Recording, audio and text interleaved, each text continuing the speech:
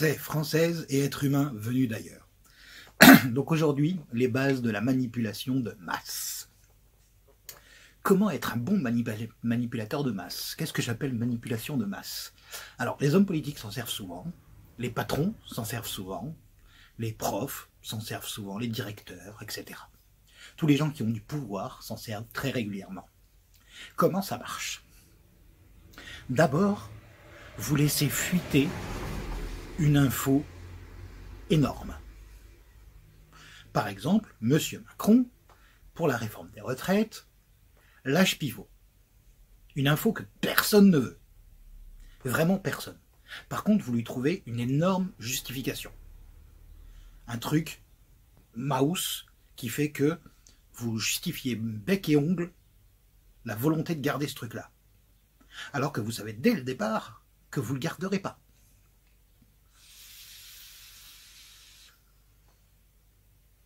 Vous laissez tout le monde s'insurger contre cette mesure pendant 2 bonnes semaines, voire 3 bonnes semaines. Mais comme si vous ne l'aviez pas lâché vous-même, que c'était sorti comme ça de nulle part. Quelqu'un a craché le morceau. Il n'aurait pas dû. Je voulais pas que ça sorte. En vrai, je voulais que ça sorte. J'ai fait exprès que ça sorte. Mais il ne faut pas que les autres le sachent. C'est sorti sans que je le veuille.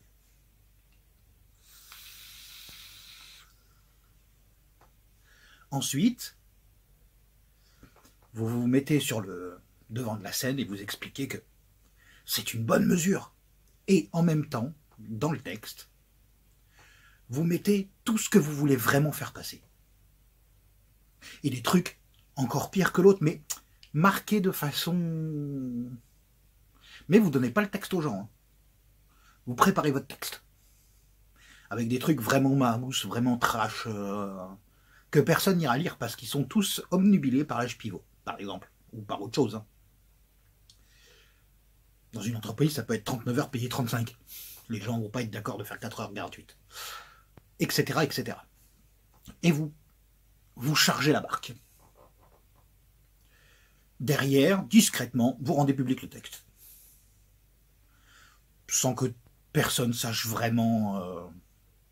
Personne n'ira lire l'intégralité, puis vous mettez les trucs les plus durs, bien au milieu d'un texte compact, de façon alambiquée, pas trop claire, où vous savez que personne n'ira lire les 35 pages de votre rapport. Ils liront les gros titres. Mais surtout, dans les gros titres, vous ne mettez pas la mesure. Vous mettez un gros titre assez vague. Et dans le milieu du pavé, vous mettez ce que vous voulez vraiment faire passer.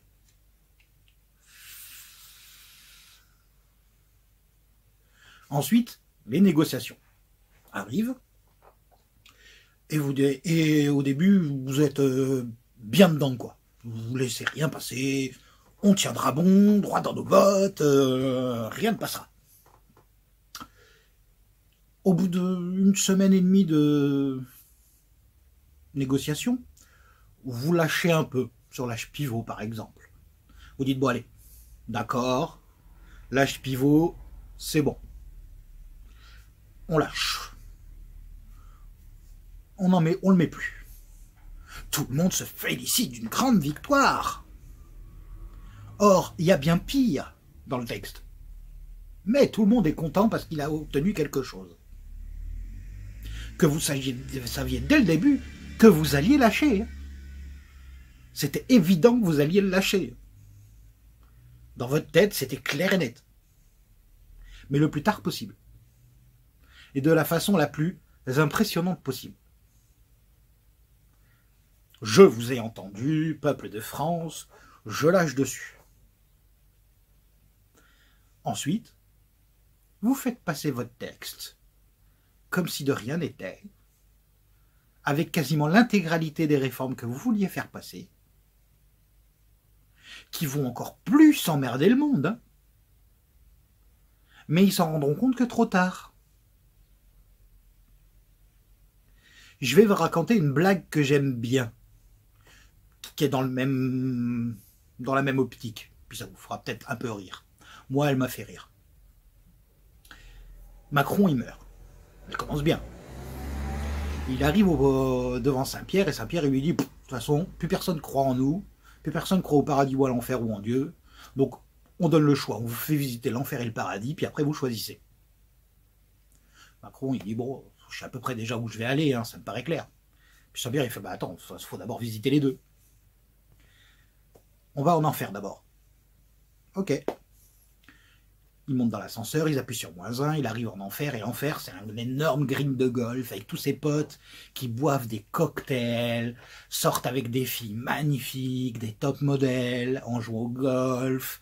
Ils passent une journée d'enfer, grillade, musique, ils dansent, ils boivent, le rêve. Arrive la fin de la journée, Saint-Pierre lui dit, alors ça s'est passé comment? Bah, plutôt bien, je pensais pas, mais l'enfer, ça a bien changé par rapport à ce qu'on nous racontait. Maintenant, on va visiter le paradis. Donc il appuie sur +1, et il passe la soirée avec Socrate, Einstein, Newton, Aristote, même si Aristote, les vrais savent. Et pendant toute la journée, le mec, il passe pour un con fini, quoi. Toi, t'es devenu président, mais tu connais rien à la science, tu connais rien à rien. À quel moment t'es devenu président? Comment ils ont pu tomber si bas, quoi? Et à la fin de la soirée, Saint-Pierre lui dit, alors, t'as choisi? Bah, je pensais pas dire ça un jour. Macron, il dit, moi, je vais en enfer, quoi. Vous êtes sûr? Parce qu'après, tout choix est définitif. Hein. Ah oui, oui, oui, je vais en enfer.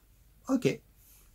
Il appuie sur -1, descend en enfer, les portes, elles s'ouvrent sur une lande dévastée, l'air, il est irrespirable, il fait 30 000 degrés, ses potes, ils se font fouetter avec du barbelé par des mochetés incroyables, il y a des squelettes partout, l'enfer. Notre vraie vision de l'enfer. Et là, Satan, il arrive, il fait « Bonjour, monsieur Macron, bienvenue chez nous !» Et puis Macron, il fait « Attendez, c'était pas comme ça hier, hein c'était pas comme ça du tout, hein !» Puis Satan, il regarde Macron, puis il fait « Bah alors, monsieur Macron, bah c'est pas à vous qu'on va la faire, quand même.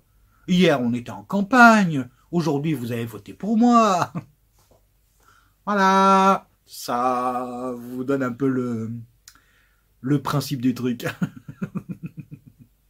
Allez, Français, Françaises et êtres humains venus d'ailleurs, à demain.